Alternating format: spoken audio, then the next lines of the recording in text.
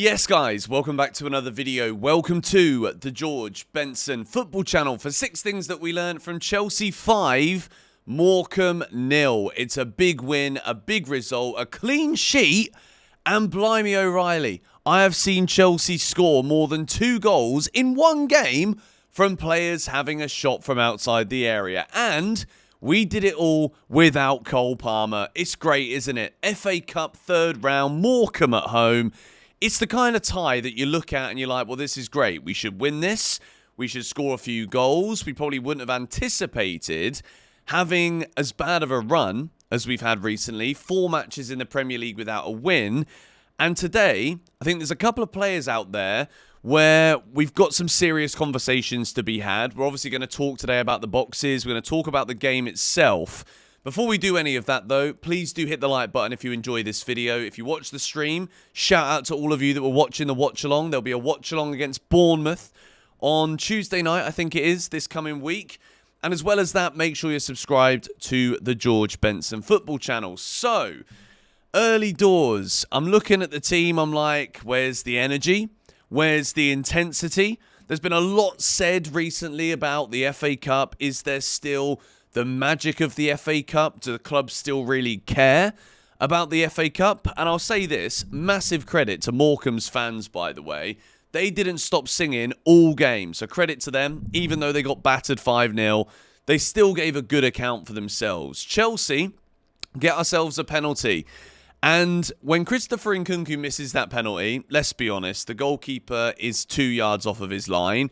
Not entirely sure how the linesman that is literally stood looking at the Morecambe goalkeeper, how this bloke hasn't been able to see that it should have been retaken is beyond me. But good save, fair enough. The Morecambe keeper is looking to try and make this a famous day for the Shrimps. But unfortunately, they were roasted on the barbecue, these Shrimps, in the end. It finishes 5-0.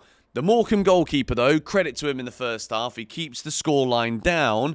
Chelsea do go 1-0 up when Tosin hits one from outside the area, takes a deflection, and it goes into the back of the net. But we're at half-time, and Chelsea are winning the game. We've not conceded a goal. It's Morecambe. We should be safe. We should be okay. But I tell you what, if we didn't make those half-time substitutions, which, again, credit to Maresca. He's been criticised recently for maybe not making enough substitutions, maybe making substitutions slightly too late. He made all the right subs at the right time today. Brings on 3 players at half-time. Gusto comes on for Reece James. Cucurella comes on for Romeo Lavia and Jadon Sancho for Pedro Neto, who didn't really have anything to say in the first half, Neto. Sancho, I thought, was bright when he came on. I think Gusto, like, this man seems to have forgotten how to cross. He's playing with a lack of confidence right now.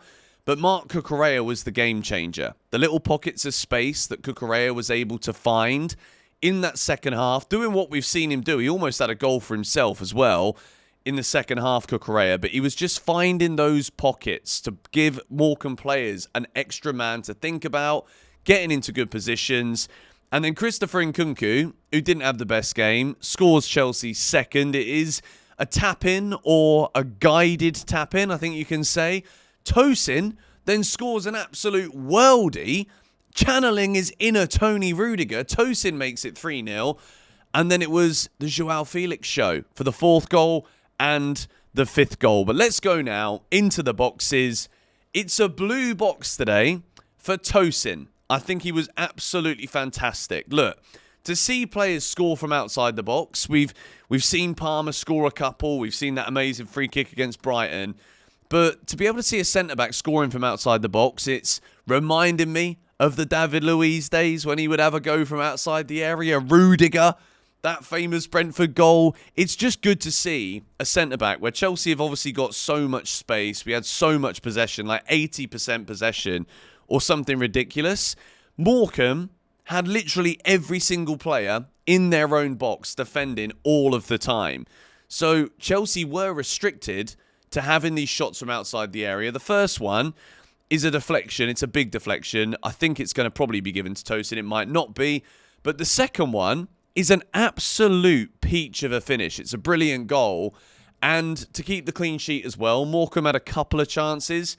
I think Jorgensen There was that brilliant Cruyff turn in the first half, but other than that, he looked a little bit shaky, I'm not going to lie.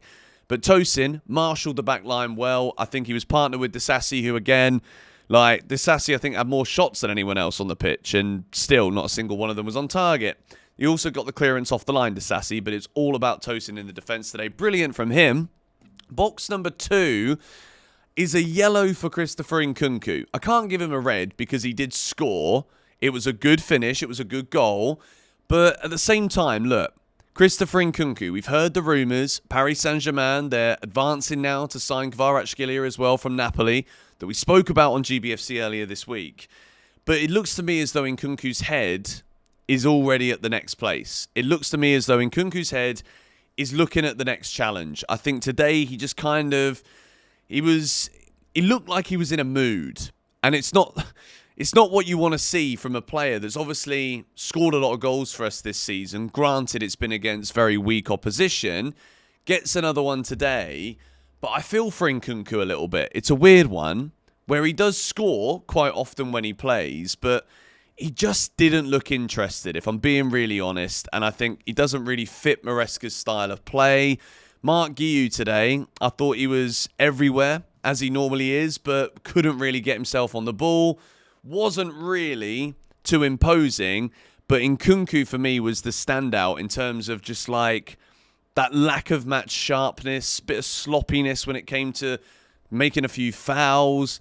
And he's probably lucky not to get booked, Christopher Nkunku, but it's a yellow. Box number 3 is a green for Marc Cucurella. This man is the game changer. When it comes to players that have got this incredible redemption arc for their Chelsea careers, I hope that Axel Disasi, if he doesn't get sold, I hope Disasi can take a leaf out of Cucurella's book, where we look at him and we're like, you're not it, mate. But Marc Cucurella is that guy. Marc Cucurella, when he came on today, those little pockets, those positions, just giving the Morecambe defenders another body in the box to worry about, which enabled the space to be a bit more free for the likes of Tyreek George, Joao Felix, Guia, but you couldn't really get into the game. Marc Cucurella, absolutely brilliant. Box number 4 is a green for Joao Felix. I was debating, do I give a blue box to Felix or do I give the blue to Tosin? Tosin's a centre-back. Tosin gets the blue. But 2 goals for Joao Felix, and he could have had a hat-trick, could have had more. Had a good effort in the first half with a lovely little turn that was reminiscent of Oscar's goals that he scored all those years ago against Juventus. You guys remember that in the Champions League? But Joao Felix is one of those players where I think he should score so many more than he does. That's his 8th goals of the season now. But it's the second one for me. It is just brilliant. When he's got the ball at his feet and the game is being dictated by his own tempo, Joao Felix is a brilliant player to watch. We saw lovely little flicks and good interplay, I think, with Tyreek George in the first half. That was one of the only real positives of that first half.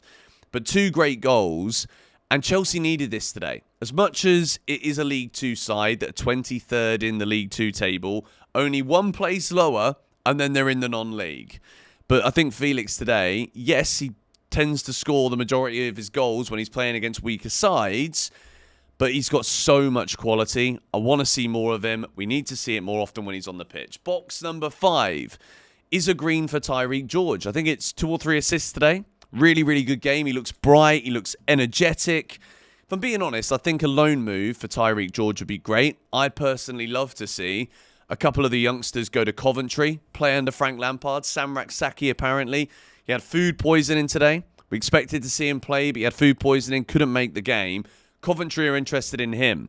I'm looking at Tyreek George, and I'm like, well, if Mudryk is going to be suspended and he's going to be banned, Chelsea probably do need some backup. Is Tyreek George ready to be a Chelsea left winger starting games in the Premier League? I'm not sure. He's very raw. Clearly got a lot of talent, and the fact he's got those assists today will do brilliant wonders for his confidence. Maresca gives him pretty much the full game. I thought he was very positive indeed. Box number 6 is a yellow for Mark Guia. I thought this was going to be Guia's game. I thought there was going to be goals for him. He was, once again, always with Mark Guia, you can never doubt the work rate. You can never doubt the effort that he puts in. But today there was just something, it seems ironic considering we've scored 5 goals.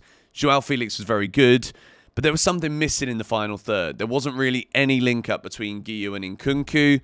And I think he was kind of just chasing shadows a bit too often today. We put too many crosses into the box in the first half. And Morecambe players, they're big, they're strong. They were just getting rid of everything. I think he could have done a lot more. And I think what this game has taught us today, if we've really learned anything, is that Christopher Nkunku's head is probably elsewhere. Joao Felix is a brilliant player, but he's still not a striker. Jackson didn't come on, so we can't say anything good or bad about him, but his form recently has been poor.